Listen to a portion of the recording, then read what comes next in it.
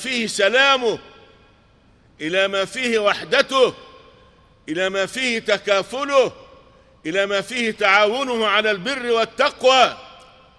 هذا هو شأن الأمة الإسلامية، ولذلك جعلها الله تعالى أمة وسطا، وكذلك جعلناكم أمة وسطا لتكونوا شهداء على الناس ويكون الرسول عليكم شهيدا. الوسطية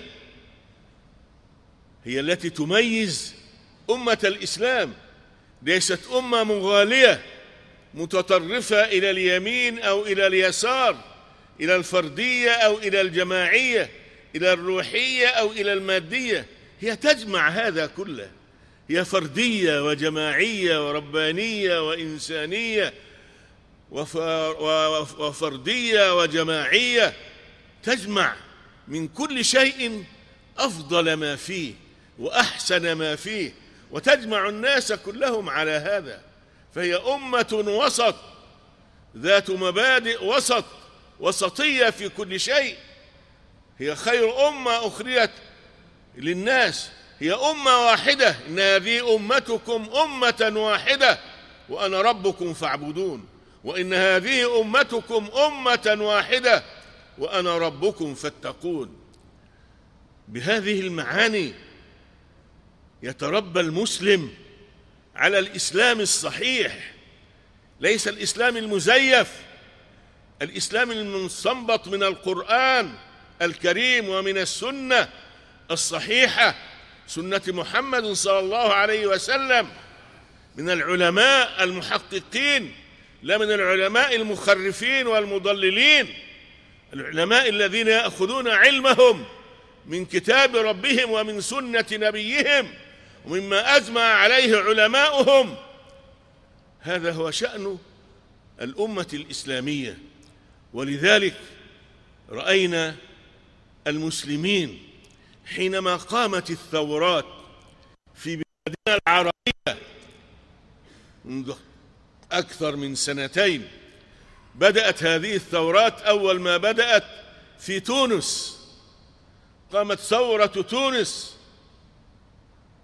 يطلب من الشعب حريته وكرامته وعزته وحقوقه الإنسانية، ليحيا إنسانا كما يحيا الناس في بلاد الغرب. لا يريد أن يعيش في بلد يساق كما تساق الحمير، الصوت يلهب ظهره، من لم يستطع يؤخذ إلى السجن. ليست هذه الحياة. قام الناس يطالبون بالحرية. أول بلد سعى إلى هذا كان تونس، والفضل للمبتدي وإن أحسن المقتدي. انتصرت تونس، أول من انتصر على زين العابدين علي، وهرب بما معه من مليارات سرقها من الشعب خلال سنين حكمه. كل هؤلاء الناس الذين ثار عليهم الشعب كلهم سراق، كلهم لصوص، سرقوا من الشعب أقواته، أقوات الأولاد، عصارة الأرزاق، سرقوها مليارات وعشرات المليارات، هربوها إلى الخارج وإلى بعض البلاد العربية. هكذا فعل زين العابدين في سوريا. ثم قامت ثورة مصر، الثورة الثانية والثورة العظيمة التي علمت الدنيا كيف تكون الثورات. قامت هذه الثورات بكل أبناء مصر. صحيح الإسلاميون كانوا هم الأول بحكم تربيتهم الإسلامية وثقافتهم الإسلامية، لابد أن يعملوا لبلدهم، فكانوا في مقدمة العاملين. ثاروا من أجل حرية بلدهم، من أجل كرامة أوطانهم، من أجل حقوق الإنسان المضيعة.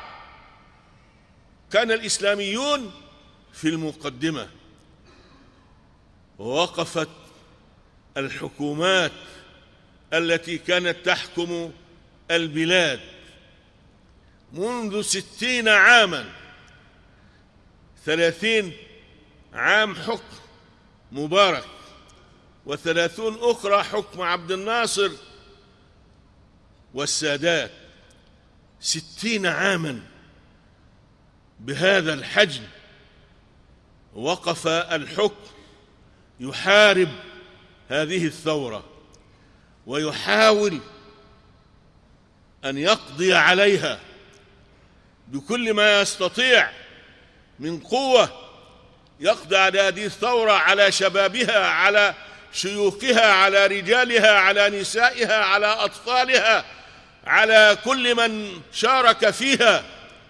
ولكن الثورة أصرت، وكان معها العلماء الربانيون، علماء السلطة وعملاء الشرطة لم يكونوا مع هؤلاء، كانوا مع الحكم، كانوا يقولون اخضعوا لحكم مبارك، حرام عليكم أن تخرجوا على هذا السلطان، ارجعوا إلى بيوتكم. إلى آخر لحظة العلماء الكبار ينادون الناس بهذا، وشباب العلماء ومعهم العلماء الأحرار، العلماء الذين لا تقيدهم سلطة ولا تسيرهم شرطة، العلماء المخلصون الذين يبلغون رسالات الله ويخشونه ولا يخشون أحدا إلا الله.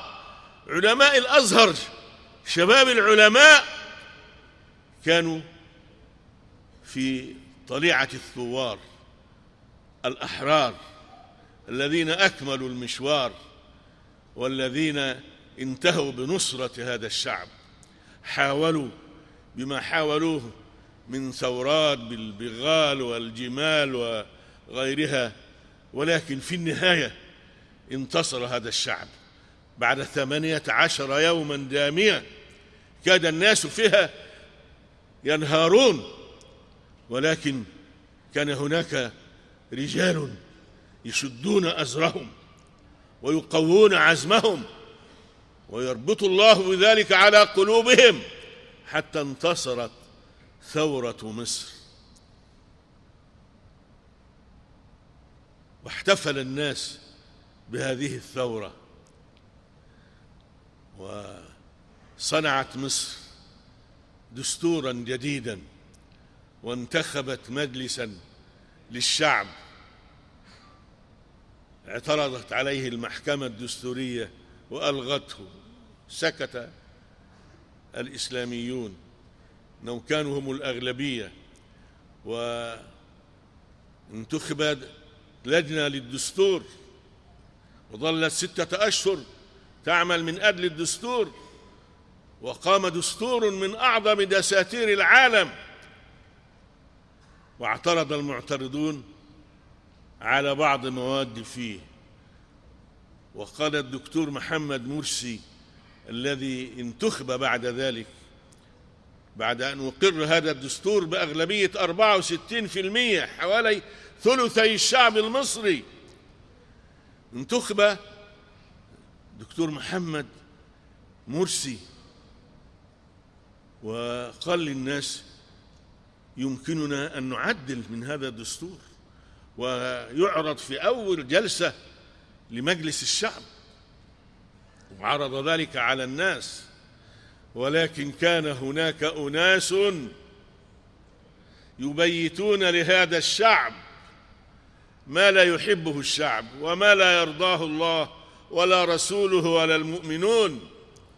انتصر الشعب المصري، وانتصر الشعب الليبي، وانتصر الشعب اليمني، قامت ثورات شعبية في هذه البلاد كلها، ولكن هناك أناس لا يحبون لهذه الشعوب أن تتحرر وأن تقف على رجليها وأن تعلن عما في نفسها بكل حرية، لا يحبون لهذه الشعوب أن تتنفس كما يتنفس الأحرار في بلادهم، فدبروا للشعب المصري هذه المكيدة.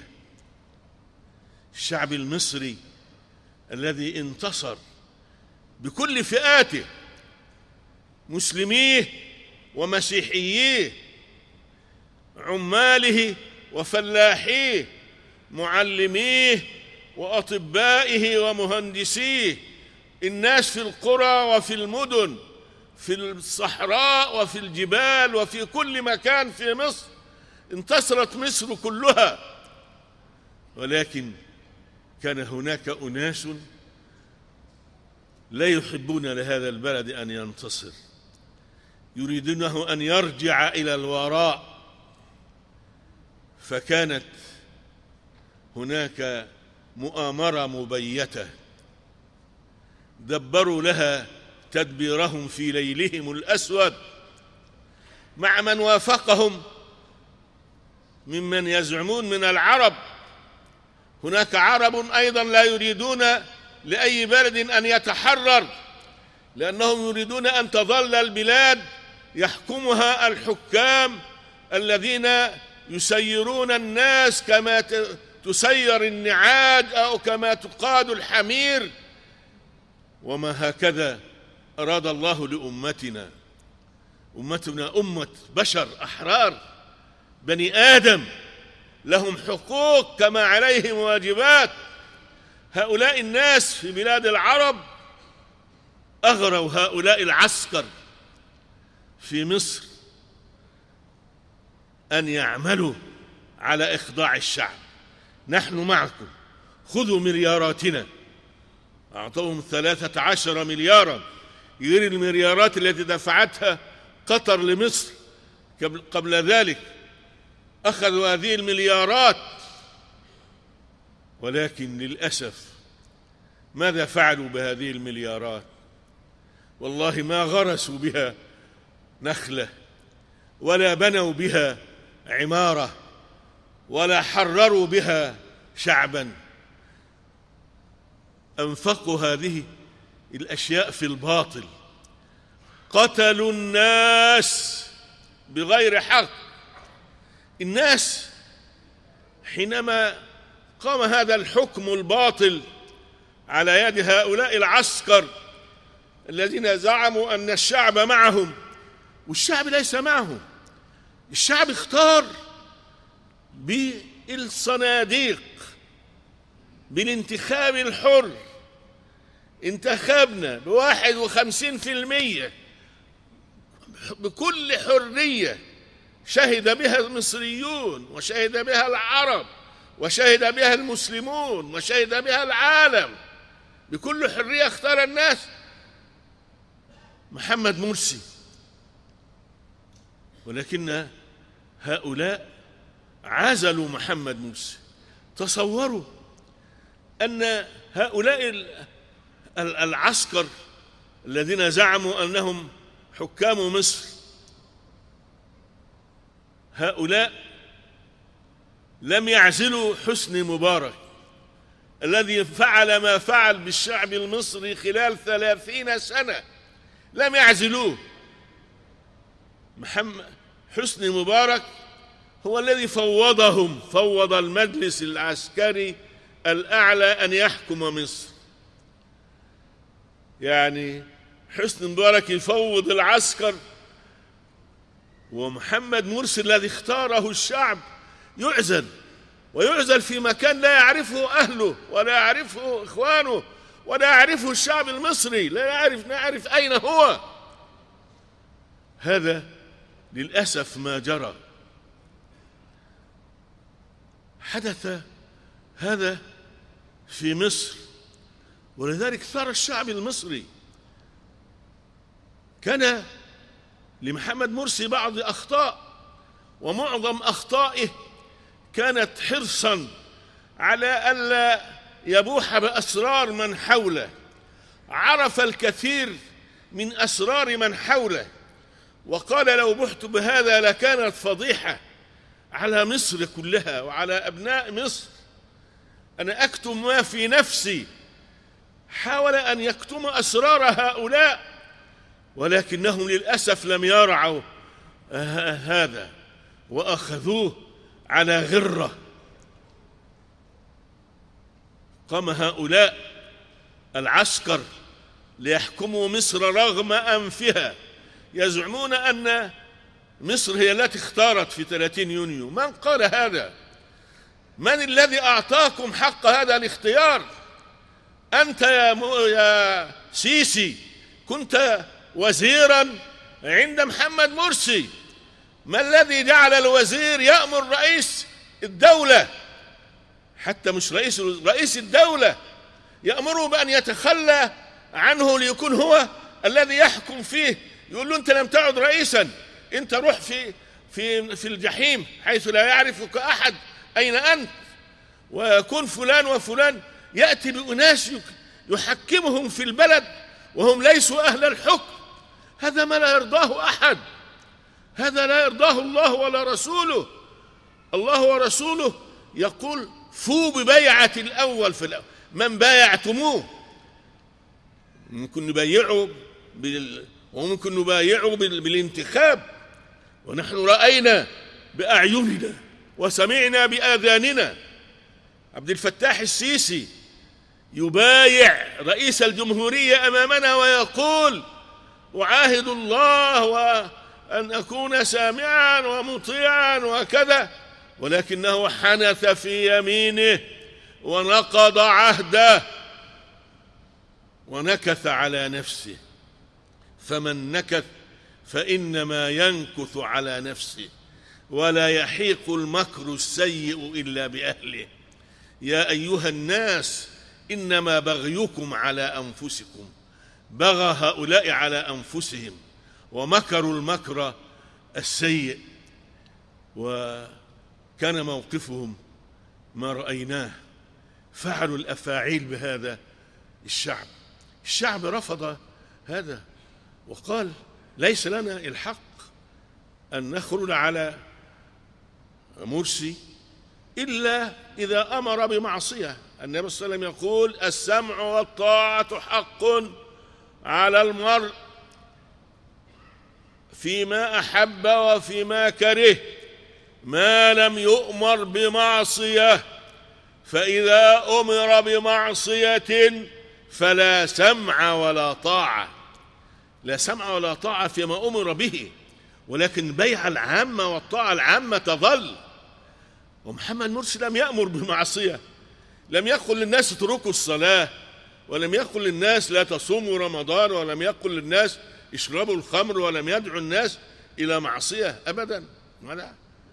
لم يكن له كفر، لم يقع في كفر عندنا فيه من الله برهان، كما جاء في حديث عبادة بن الصامت إننا نسمع ونطيع ولا ننازع الأمر أهله.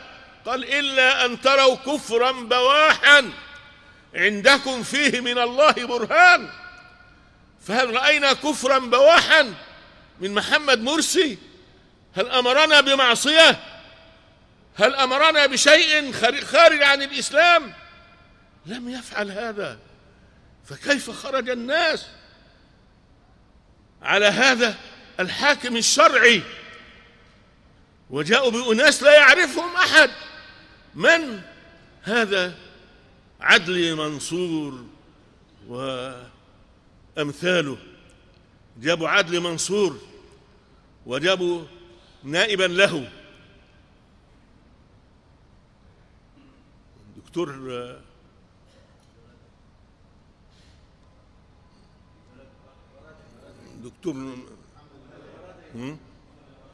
دكتور البرادعي، جاءوا نائبا له.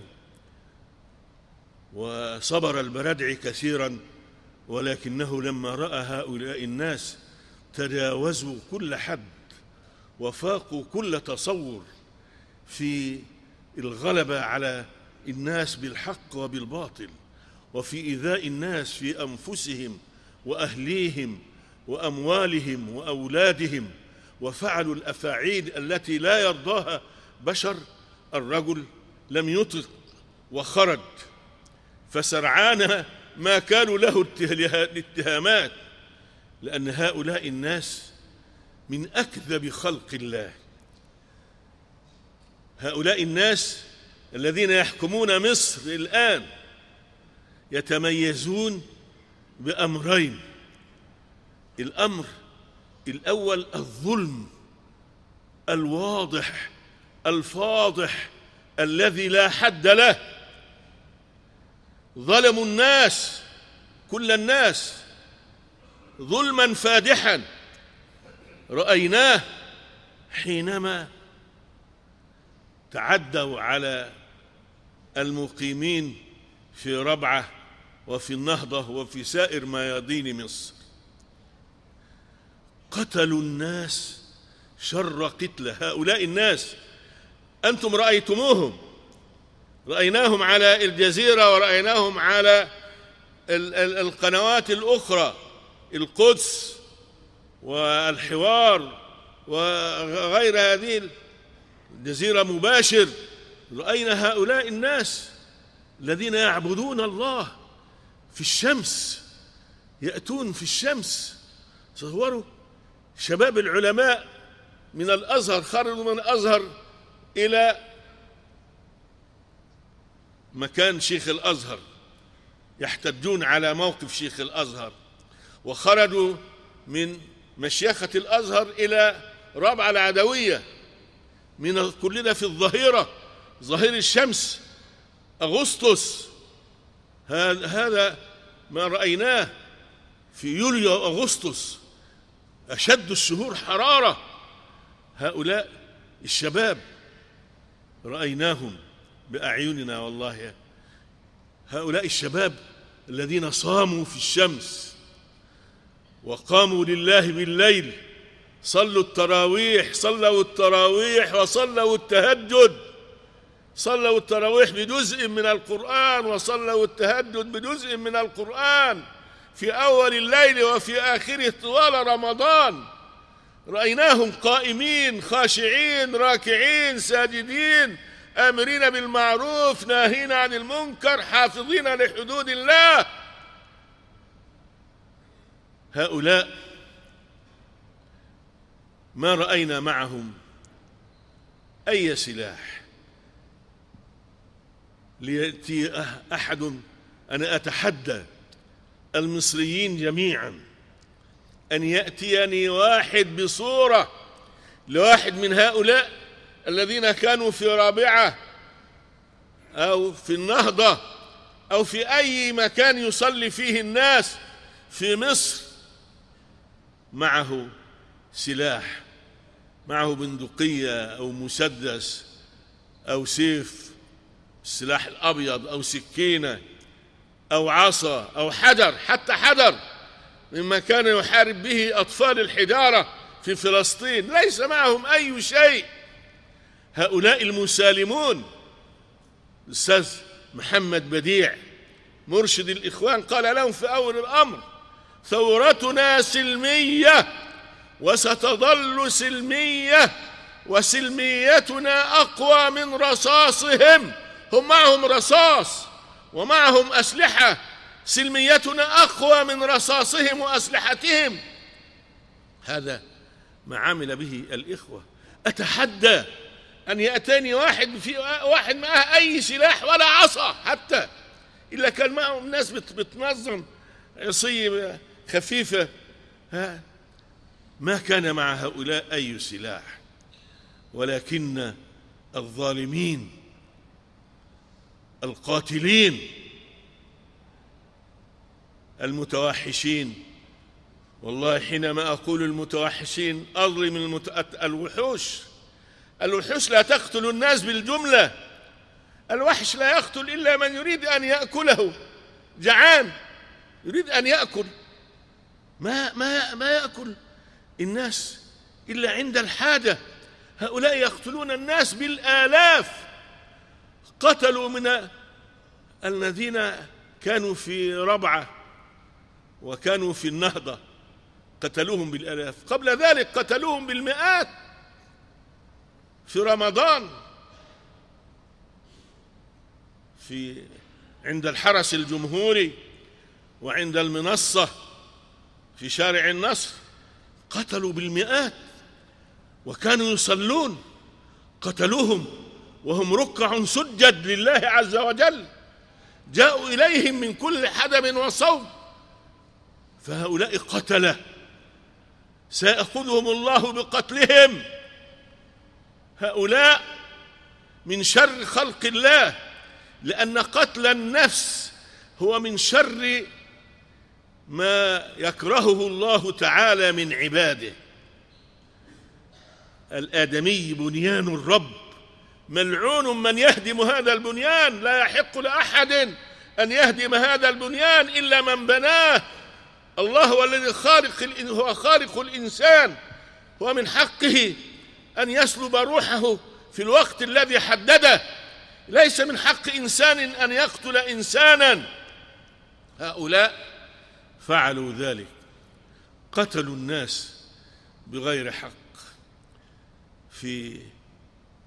قبل فض الاعتصامات في شهر رمضان المبارك جاءوا الناس يصلون التهجد أو يصلون، لأنه كان قبل الفجر تهجد، وضربوهم بالرصاص، وقتلوا الناس في الإسكندرية، وقتلوا الناس في المنصورة، قتلوا النساء الفتيات. هؤلاء الناس لا يعرفون حرمة لأحد، لا يعرفون حرمة لأنثى.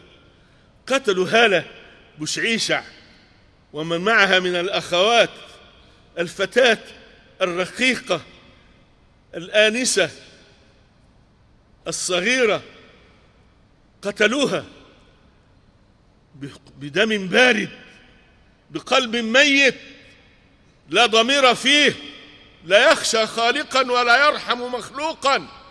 هؤلاء الناس هم القتلة، لا يراعون حرمة لأحد، لا يراعون حرمة لشيخ كبير، لا يراعون حرمة لعالم جليل، لا يراعون حرمة لامرأة، لا يراعون حرمة لطفل صغير، لا يراعون حرمة لأي إنسان. كل الحرمات أصبحت سائبة، ليس عندهم شيء يحترم ويصان أبدا. هؤلاء القتلة المجرمون الذين قتلوا الآلاف في ربعة وفي النهضة بغير حق، والله بغير حق، ما عملوا شيئا أبدا، تربصوا بهم ثم غدروا بهم. هؤلاء غدرة.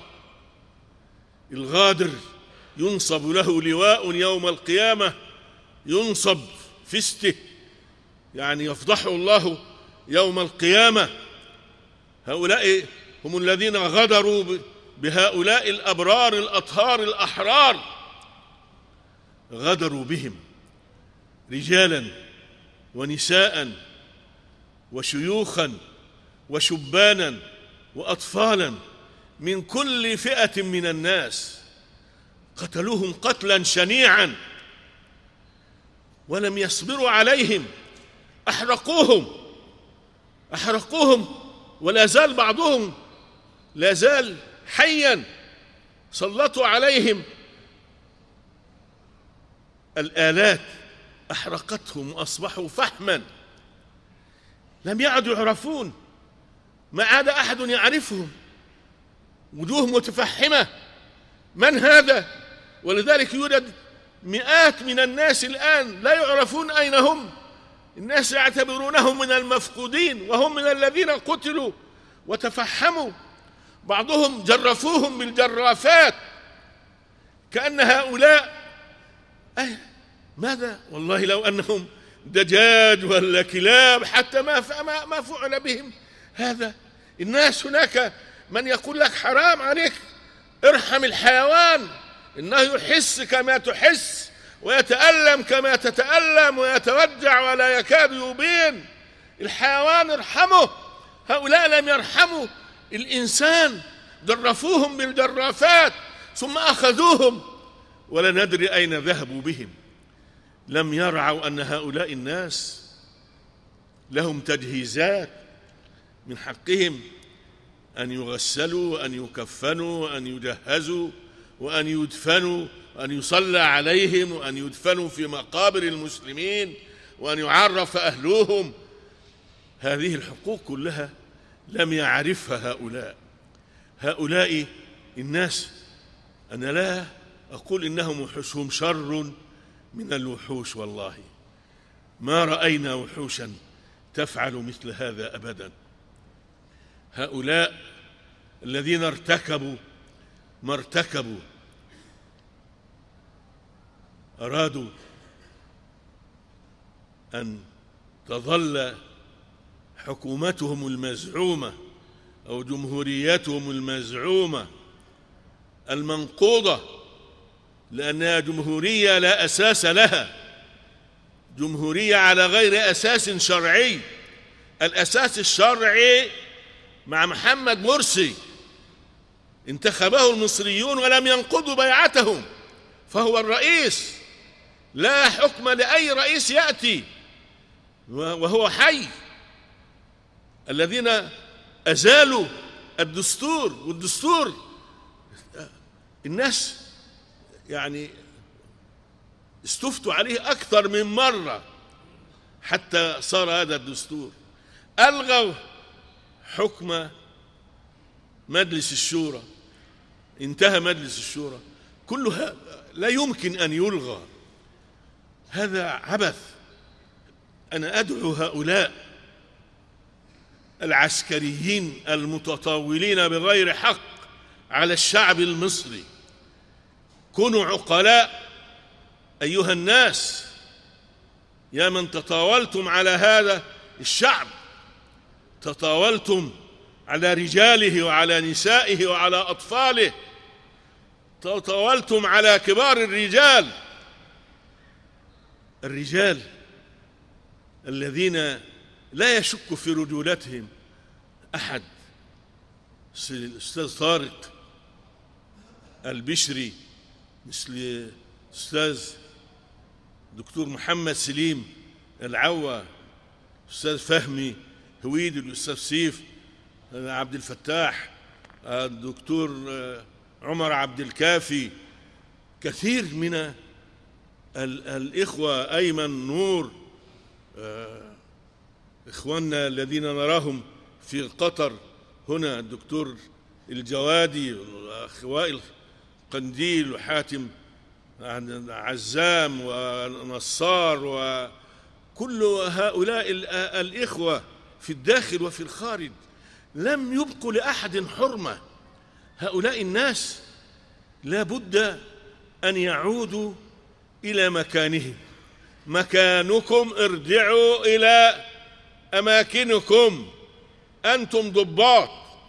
مهمة الضباط في الجيش أن يحرسوا الحدود، أن يكونوا عند الصرخة حينما يناديهم الوطن، يكونوا عند نداء الوطن. أما أن يدخلوا ويحكموا البلاد فهذا وراءه الفساد، كل الفساد. هذا ما حدث قبل سنة 67 حينما دخل عبد الحكيم عامر وجماعته في الجيش وأصبحوا يعني هم الذين يقودون كل شيء. انهزم الجيش وضاعت فلسطين، أخذ إسرائيل كل ما بقي من فلسطين. لا يجوز لهؤلاء أن يستمروا في عملهم. ارجعوا أيها الناس إلى ما كنتم فيه. لا يجوز لكم أن تستمروا في هذا الأمر. الشعب كله ضدكم. أنا أدعو الشعب المصري، جميع الشعب المصري، كل من يريد الحرية لبلده ويريد الخير لبلده أن يقف ضد هؤلاء لو تركناهم سيخربون البلد. أخذوا المليارات من بلاد الخليج العربي وضيعوها، وأخذوا 85 مليار من أرصدة المصريين في الخارج، أخذوها مليارات الجنيهات وضيعوها. ولا تزال العملة المصرية تنزل من أسفل إلى أسفل إلى أسفل. لم يبنوا شيئا في البلد، يخربون البلد يوما بعد يوم. إذا ظل الأمر معهم لا ندري ماذا يفعل المصريون. أصبحت رواتبهم تؤخر، أصبح كل شيء، لا، الأشياء بدأت تنقص شيئا فشيئا. هؤلاء الذين جمعوا السولار، ويعني بفضل ما قدمت لهم قطر، كانت تعهدت قطر من أول الأمر بأن تعطيهم سولارا، مع أنه لا يجوز أن تعطي هؤلاء، حرام عليهم أن يأخذوا السولار هؤلاء، لأنهم لا يضيعونه في حق الشعب، يضيعون حقوق الشعب كله. هؤلاء نقول لهم عودوا إلى أماكنكم، عودوا إلى أماكنكم. لا ينبغي لكم أبدا أن تظلوا على رأس هذا الشعب. الشعب له من يحكمه، لابد أن يعود الشعب ليحكم الناس عن طريق الانتخاب الحر. لستم أنتم الذين تشرفون عليه. لو أشرفوا على الانتخاب لأصبح انتخابا مزيفا. تصوروا، الإعلام المصري كله إعلام مضلل، إعلام كذب، والله كله يقوم على الكذب. المصريون الذين يأخذون معلوماتهم من الراديو ومن التلفزيون المصري معلوماتهم خاطئة، لا يعطيهم أي شيء من الحقيقة. الناس تقول هؤلاء يريدون أن يقتلوا الناس. تصوروا، يأخذون البنات. الآن أصبح أخذ البنات. الناس ماذا فعل هؤلاء الناس؟ هؤلاء ما رأينا مثل ما فعلوا. والله رأينا عبد الناصر والسادات ومبارك يحكمون 60 سنة حكموا فيها مصر، ما فعلوا مثل ما فعل هؤلاء. في عدة أيام وأسابيع قتلوا الآلاف وشردوا الآلاف وسجنوا الآلاف، ومفقود مئات أو آلاف. كل هذا يأخذون الناس البنات. ما تصوروا، الشيخ حسين حلاوة زميلنا في المجلس الأوروبي للدراسات الأوروبية للمجلس الإفتاء ومجلس البحوث، خذوا بناته الثلاثة وابنه الرابع، مع أن معهم جنسية إيرلندية، بيأخذون البنات بالكميات، لا يعتبرون لأحد حرمة إطلاقا. هؤلاء سيأخذهم الله أخذ عزيز مقتدر. نحن ندعو المصريين جميعا أن يخرجوا. اخرجوا من بيوتكم أيها المصريين، أيها المصريون، لا تتركوا الأمر يزداد. لا يستطيع هؤلاء أن يفعلوا معكم شيئا. اخرجوا من بيوتكم في صلاة العصر وفي صلاة المغرب، كلكم اخرجوا. الرجل يخرج وامرأته تخرج والأم تخرج وبناتها تخرج وأولادها يخرجون، حتى الأطفال المميزون. اخرجوا من بيوتكم. هذا فرض عين على المصريين. أنا أجد أن معي من الإخوة العلماء، اتحاد العالمي للعلماء المسلمين وعلماء الأزهر في مصر، لا أقول شيخ الأزهر ولا من كان مفتيا في زمن ما، هؤلاء ليسوا بعلماء، هؤلاء يمثلون السلطة لا يمثلون الشعب.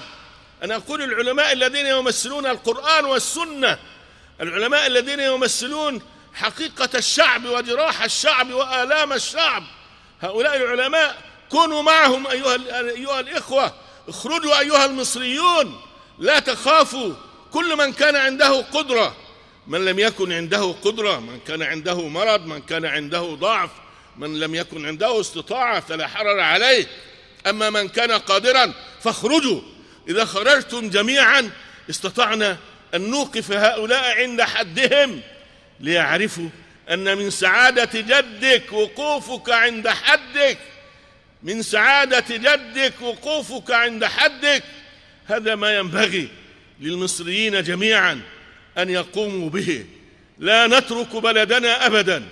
مصر بلدنا الذي عاش فيه المصريون، شربوا من مائه وشموا من هوائه وعاشوا على أرضه وتنفسوا في جملته، عاشوا في هذا البلد الكريم، وينبغي أن يظلوا عائشين فيه أحرارا شرفاء، إما أن يعيشوا شرفاء سعداء وإما أن يموتوا شهداء.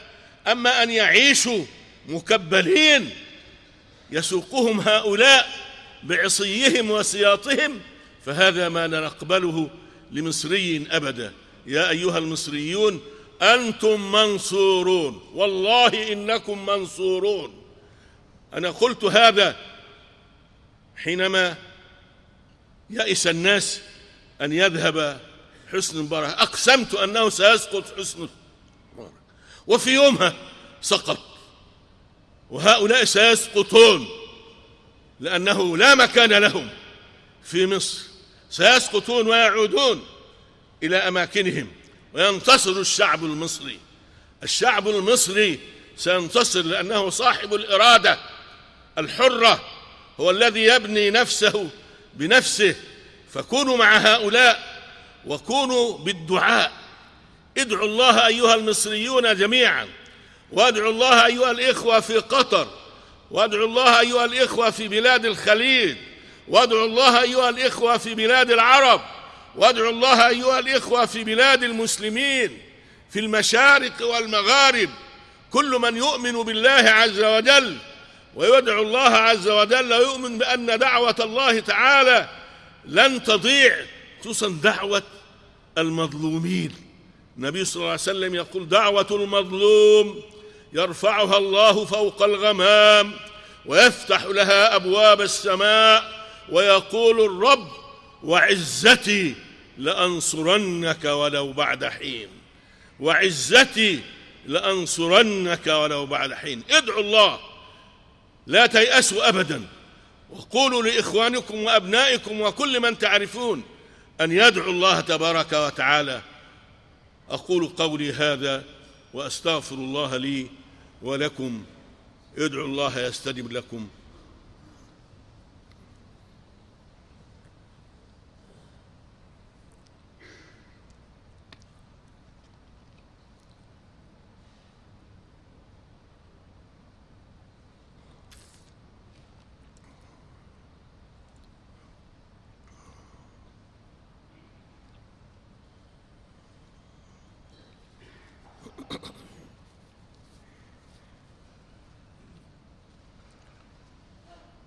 الحمد لله غافر الذنب وقابل التوب شديد العقاب ذي الطول، لا إله إلا هو إليه المصير. وأشهد أن لا إله إلا الله وحده لا شريك له، يسبح له ما في السماوات وما في الأرض، له الملك وله الحمد وهو على كل شيء قدير. وأشهد أن سيدنا وإمامنا وأسوتنا وحبيبنا محمدًا عبد الله ورسوله، البشير النذير والسراج المنير، صلوات الله وسلامه عليه وعلى آله وصحبه ومن دعا بدعوته واهتدى بسنته وجاهد جهاده إلى يوم الدين. أما بعد، فأيها الإخوة الأحبة، كل بلاد المسلمين مبتلاه. تحدثنا عن البلوى التي أصابت مصر، وهناك بلوى أخرى أصابت سوريا، البلد الخامس من بلاد ثورات الربيع العربي. وكان المفروض أن مصر تكون مع الشعب السوري في ثورته، ولكن هذا النظام الذي قام في مصر للأسف لم يساند الشعب السوري. أعاد الكلام مع بشار ومع هؤلاء الظلمة الذين ارتكبوا ما ارتكبوا خلال سنتين، وبدأنا في السنة الثالثة، صار لنا أكثر من عدة أشهر في السنة الثالثة. أصبحنا نقاسي ما نقاسي، ثم ازداد هؤلاء طغيانا وكفرا حينما ضربوا الشعب السوري بالكيماويات والغازات السامة. هؤلاء نعوذ بالله من شرهم، كأنهم والله لو كانوا قططا ما أجزنا أن نستعمل القطط أو الكلاب، نستعملها بهذه الطريقة. الكلب، حتى الكلب لا يجوز. النبي عليه الصلاة والسلام سئل أن يقتل الكلاب فقال لولا أن الكلاب أمة من الأمم لأمرت بقتلها. الكلاب أمة من الأمم. الله تعالى يقول وما من دابة في الأرض ولا طائر يطير بجناحيه إلا أمم أمثالكم. أمة الكلاب، أمة القطط، أمة الصراصير، أمة الفئران، كل دي أمم أمثالكم.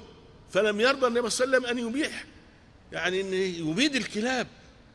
هؤلاء يبيدون البشر. وكنا نود أننا لو استطعنا نحن أن ننتقم لإخواننا الذين قتلوا، رأيناهم يعني بالمئات مقتولين أمامنا،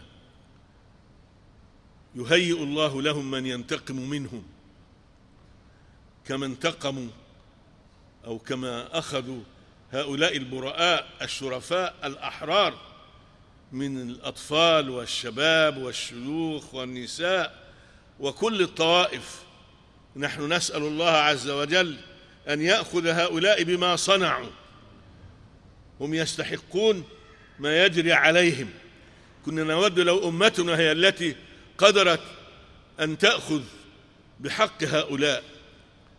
وهناك إخوتنا في العراق يقاسون ما يقاسون من الظلم والتهميش والتقتيل والتهجير وأفعال السوء، أفعال طائفية وأفعال غريبة لا تسع لنا كلام لنتحدث عن هؤلاء، لكن نشير إلى إخواننا هؤلاء. هناك إخوان لنا في بلاد شتى، إخواننا في تونس يعانون ما يعانون من بعض الذين لا يعرفون الأقدار والمقادير والحياة وسنن الحياة. وفي كل البلاد نجد المسلمين يتعرضون لمآسي كثيرة. علينا أن ندعو الله تبارك وتعالى أن يؤيد المسلمين بروح من عنده، وأن ينصرهم بجند من جنده، وأن يحرسهم بعينه التي لا تنام، وأن يكلأهم في كنفه الذي لا يضام. اللهم انصرنا من عندك يا رب العالمين. اللهم انصر إخوتنا في مصر، وانصر إخوتنا في سوريا، وانصر إخوتنا في العراق، وانصر إخوتنا في تونس، وانصر إخوتنا في ليبيا، وانصر إخوتنا في اليمن، وانصر إخوتنا في كل بلد من بلاد الإسلام.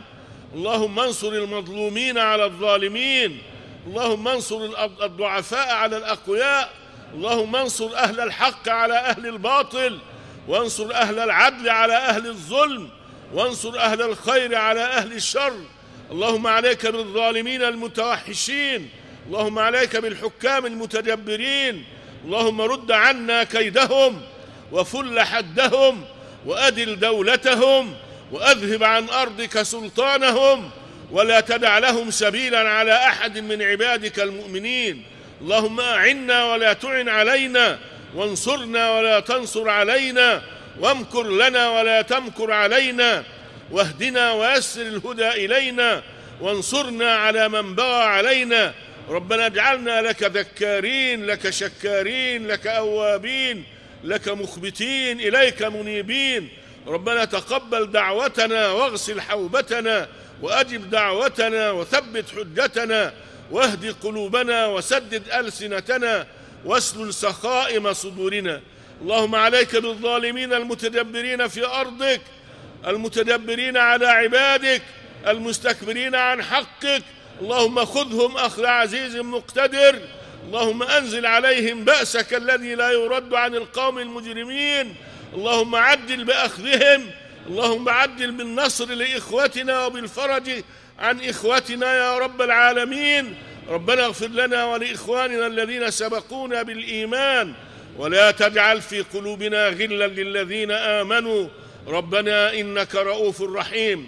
ربنا اغفر لنا ذنوبنا وإسرافنا في أمرنا، وثبت أقدامنا وانصرنا على القوم الكافرين.